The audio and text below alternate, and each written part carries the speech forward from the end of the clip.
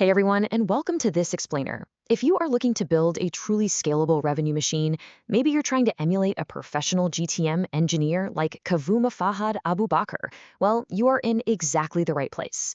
Today, we're breaking down the ultimate blueprint for engineering go-to-market growth. And as you'll see, the modern revenue engine relies on this really fascinating hybrid of disciplines. You need the highly technical, systemic workflows of a software engineer, but you've got to combine that with the deep, almost primal understanding of human psychology used by master negotiators. It's wild.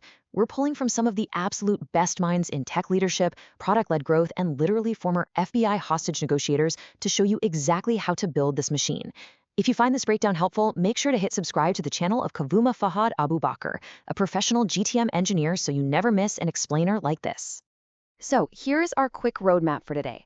1. The startup chaos moment. 2. Rise of GTM engineering.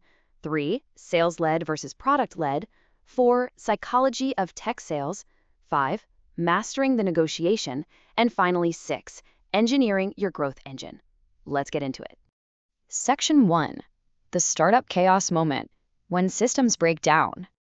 Okay, so every successful startup eventually hits this highly predictable, incredibly painful wall where sheer hustle just isn't enough anymore. It's the question that keeps founders staring at the ceiling at 2 a.m. What happens when founder-led sales finally break? In the early days, a founder's sheer force of will, their passion, maybe a really basic CRM, that's enough to close deals. But as you scale, the weight of the operation becomes way too heavy for manual effort. You hit a ceiling, and honestly, chaos ensues. And you will absolutely know when you've hit this chaos moment because the symptoms are impossible to ignore. That once solid pipeline, it starts springing leaks everywhere. You've probably bought a bunch of tools, CRMs, sequencers, enrichment platforms, but none of them actually talk to each other. Suddenly, your sales development reps are spending, more than 20% of their week just scrubbing CSV files and doing manual research? That causes your customer acquisition cost, your CAC, to just skyrocket. And of course, you get the classic standoff. Marketing insists they're delivering amazing leads, and sales completely disagrees. Your whole revenue engine is misfiring. Which brings us to Section 2, Rise of GTM Engineering, the Architects. Historically, companies tried to plug this gaping hole with standard RevOps or sales ops, basically just trying to herd the cats and align the teams. But today's motions, they're way too complex for that. You need someone who can literally build and automate the system. But timing this hire is absolutely crucial. From 0 to 12 months, don't even worry about it. Stick to founder-led sales. But right around that 12 to 18-month mark, when you see reps wasting hours on manual lists and your CAC starts creeping up, that is a massive red flashing warning sign. By 18 to 24 months, if your channels are fragmenting and funnels are leaking, you are already late. A good rule of thumb, hire your first GTM engineer the second founders start spending more time fixing broken funnels than they do finding product market fit. The difference between those traditional roles and this new engineering approach is night and day. Think of RevOps as the referees. They define the rules of the game, right? They handle reporting, forecasting, making sure the data is clean. But a GTM engineer, they actually build the playing field. They're the ones in the trenches connecting the APIs, writing the complex automation logic for lead routing, and making sure the entire game runs smoothly without anyone having to push a button. And on the execution side, the sales engineers themselves become incredibly valuable assets. Because they sit right at that crosshairs of complex tech and business needs, they tend to stick around way longer, like 2.5 to 3 times longer than a regular sales rep. They literally become the institutional memory of your company. They remember exactly how that monster deal was won 2 years ago, and they know exactly where all the proverbial bodies are buried in your back-end systems. Let's move on to Section 3, Sales-led versus Product-led, the engine. All right, so we've got the architects in place. Now let's look at the actual engine they're building. The big macro strategy defining software growth right now is a massive shift in how buyers want to buy. They want to experience the value before they ever pull out a credit card. We're looking at 3 huge tsunami waves crashing into the SaaS market right now. First, buyers want to self-educate. Second, customer acquisition costs are going through the roof. And third, people demand a flawless product experience instantly. Now, if your strategy relies entirely on a human sales team to close every single deal, a purely sales-led strategy, you are standing right in the path of those waves. It's incredibly risky. But if you shift to a product-led growth strategy, using the product itself to acquire and activate users, you build a moat. You place your business right in the safety zone.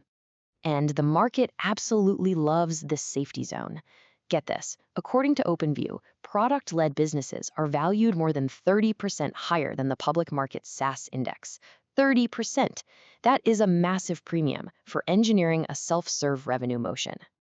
But to actually pull this off, you have to nail your value metric. This is basically how you measure the value exchange in your product. Think of it like charging per pair of shoes you buy, instead of charging a flat fee just to walk into the shoe store. It aligns your revenue directly with your customer's success. But you've got to watch out for the value gap. This is a killer. It's when the big promises you make in your marketing don't match the actual experience inside the product. Your engineering team has to ensure a lightning-fast time to value to close that gap. Okay, Section 4, Psychology of Tech Sales, the human element. Now here's where we have to take a hard pivot, because you can have the most beautifully automated CRM, the best product-led metrics, perfect data, but if you don't understand the psychological triggers of the actual human beings buying your software, your whole machine is going to stall out. To get this right, we look to Chris Voss, the former lead international kidnapping negotiator for the FBI. He sums it up perfectly. Life is negotiation. At our core, almost all of our interactions boil down to one simple animalistic urge: I want. Recognizing that is step one to mastering high-stakes tech sales. So the really crucial takeaway here is that a great technical sales engineer is not just a walking product manual. If you spend your time just explaining how a product works, you're going to lose the deal. You have to explain why it actually matters to the buyer's business. It's like the concepts in the Challenger sale. You have to take control, teach the customer a totally new way to solve their problem, and respectfully push back when they have misconceptions. Section 5, Mastering the Negotiation. Tactical empathy. To do this under pressure, we can borrow some literal life or death tactics from the FBI's Crisis Negotiation Unit. They call it tactical empathy. It's all about coaxing, not overcoming. Getting the other person to do the heavy lifting for you. And your secret weapon here is the calibrated question. These are questions, usually starting with how or what, that don't have a simple yes or no answer. It gives the buyer the illusion of control, but you're actually steering the ship. For example, during a kidnapping situation in the Philippines, negotiators just kept asking the captor, "How am I supposed to do that?" Or "How do we know he's safe?" It completely absorbed the guy's threats, wore him down, and bought time without anyone ever having to say the word no. In tech sales, asking, "How does this fit into your current workflow?" does the exact same magical thing. And check out the massive psychological difference between these two responses. In sales, we're taught to be desperate for a yes, but honestly, yes is often just a fake, defensive concession just to get you to shut up and go away. What you really want to hear is, "That's right." During a standoff with a brutal terrorist named Abu Sabana, an FBI negotiator simply summarized all of Sabaya's crazy grievances: 500 years of oppression, fishing rights, everything. Sabaya just stopped, paused, and said, "That's right." And his entire demeanor changed. He actually stepped back. If you can summarize your buyer's pain points so perfectly that they say, "That's right," boom, you've won their trust. This kind of active listening is also how you uncover what negotiators call black swans. These are the unknown unknowns, the completely hidden pieces of information that instantly change the entire game. To find them, you have to dig deep and discover the other side's worldview, the religion. Just like the FBI had to figure out the deep-seated beliefs of a farmer who drove a tractor into DC to peacefully end a standoff, you have to uncover the hidden underlying motivations that are actually driving your buyer's decisions. And then, when it finally comes down to brass tacks and haggling over the price, use the Ackerman model. It was developed by a former CIA operative, and it's brilliant. First, set your target price. Then, let the other side anchor first. Let them throw the first punch so you can read them. From there, make them work incredibly hard for every single concession you give them. Why? Because human psychology says that people who fight for a discount actually feel way better about the deal than if you just instantly gave them a fair price. It's crazy, but it's true. Finally, end your offer on a super precise, weird, non-round number. It makes it feel like the results of some rigorous, hardcore calculation, not just a random guess. Which brings us to our final section, Section 6, Engineering Your Growth Engine. Final thoughts. So let's tie this all back to the machine. You've got the psychological mastery, you've got the macro strategy, so how do you actually roll out the engineering?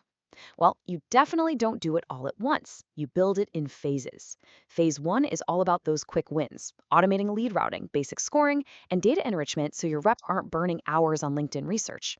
Phase 2 steps it up to channel orchestration, perfectly timing those outbound sequences. And phase 3, that's where the real magic happens, triggering sales outreach based on highly advanced signals, like a prospect changing jobs or hitting a very specific usage trigger inside your app. But a quick warning here.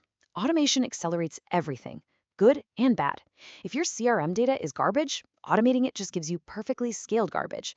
So clean data is absolutely your foundation.